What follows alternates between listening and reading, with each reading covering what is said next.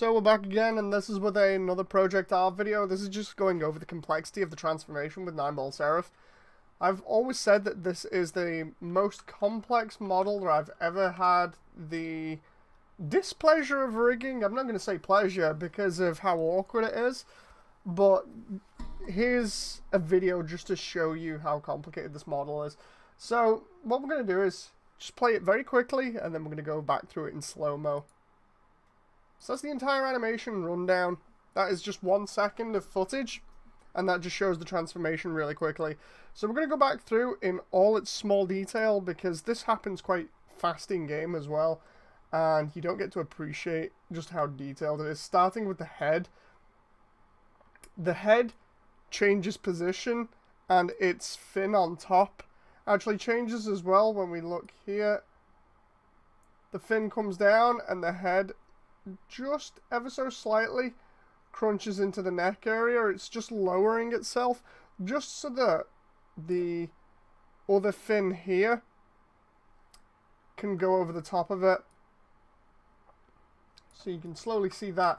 In the torso section, nothing really changes apart from what's attached to it. So we have the spine and the front, what I've called pelvis shield, that changes. Now, we've got this entire arm section down here that actually rotates. You can see this all now, provided nothing clips in front. So this arm rotates out, and as it rotates out, the pelvis shield comes up. But as well as this happening at the same time, you have this giant fin that it has behind it that flips up, and the thing that supports the fin flips up as well to form this kind of like nose cone area, and that goes all the way up to the front and forms this very iconic front shape that we've got. Then we've got the waist section. As you can see there, the spine more or less stays straight, but the way that the rest of it moves is the pelvis itself is rotated backwards. What happens is the front shield comes off and turns into kind of like a stabilizer because it's got a booster on the front. And then the legs swing back. And in real life, this would not work. This joint is way too flimsy. I remember making comments ages ago saying that just the entire design in general is way too flimsy. But basically the legs come back here. And we'll see when the legs come back, the feet do this Zeta Gundam style transformation where as they come up, they actually lock together.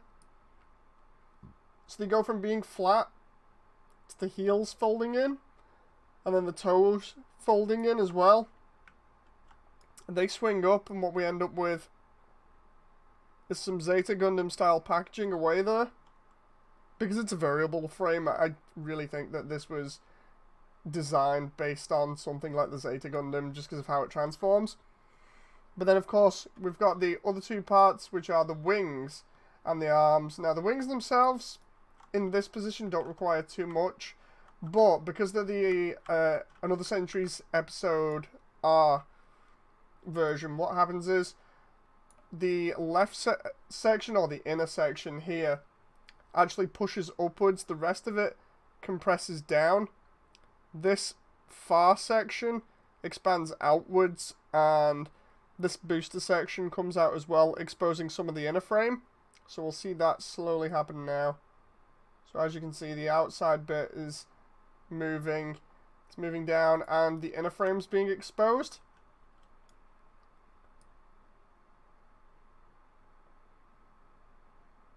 Until we slowly reach the final portion where the inner frame's exposed and it's in its flight mode. Now, the last bit is the arms. The arms and the binders. The arms themselves are pretty simple.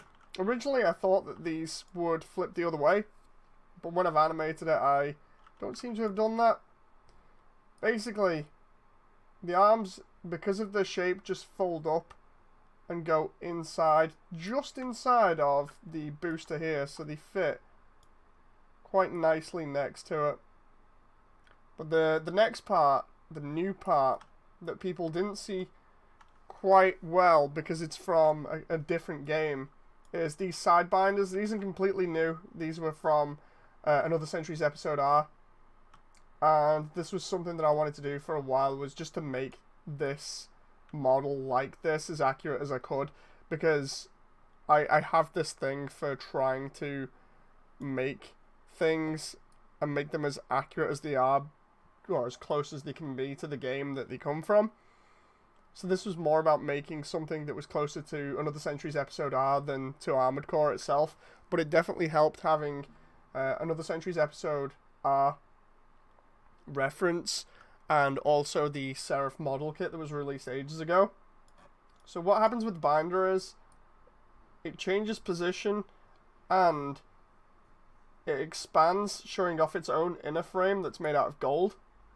And this expands outwards, so we get to show it off in different directions.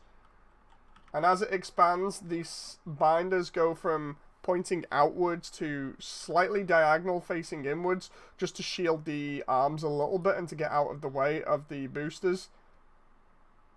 So what we end up with when it's in its finished flight mode is this kind of pronged look from the binders, with the inner frame showing on either side. And then we also have all that gold inner frame that's exposed and the boosters. And then, as we've shown before, we have the head compressed. We've got the pelvis that is now swung up and attached to the core's nose cone. And the one thing that you don't get to see in the games because it moves so fast is the little details. So for instance, on the pelvis here we actually have machine gun ports, and on the torso we have machine gun ports as well. There's the boosters for the underneath of the pelvis. And then on the inside of the binders we actually have these little sections where the orbit weapons that it has can come off, like the funnels. And then at the back we've got these rocket pods that are lining the sections that move up and down. And then of course when it's in its bipedal mode,